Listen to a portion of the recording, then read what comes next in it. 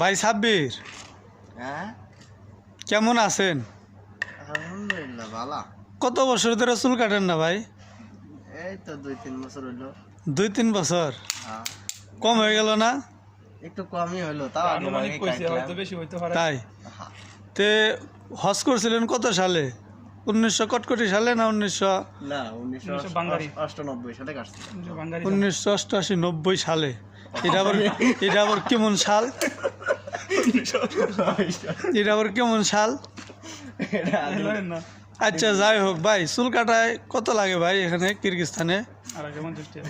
এখানে 250 চুল কাটতে লাগে 1000 ছিল 200 টাকা। 1200?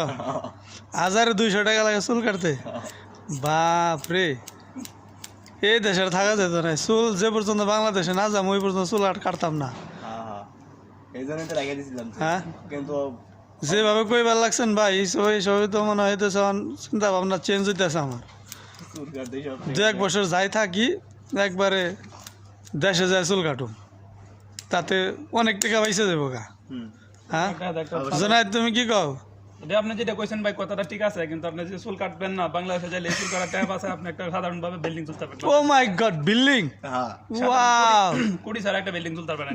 Good idea, good, very good, good job. তো এত সুন্দর একটা সাক্ষাৎকার দেওয়ার জন্য আমাকে থ্যাংক ইউ দেবেন না? ধন্যবাদ।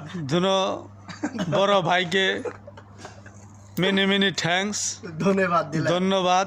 ধন্যবাদ। ভালো থাকবেন, আশা করি আবার দেখা হবে। ইনশাআল্লাহ। তত পর্যন্ত সবাই ভালো থাকবেন।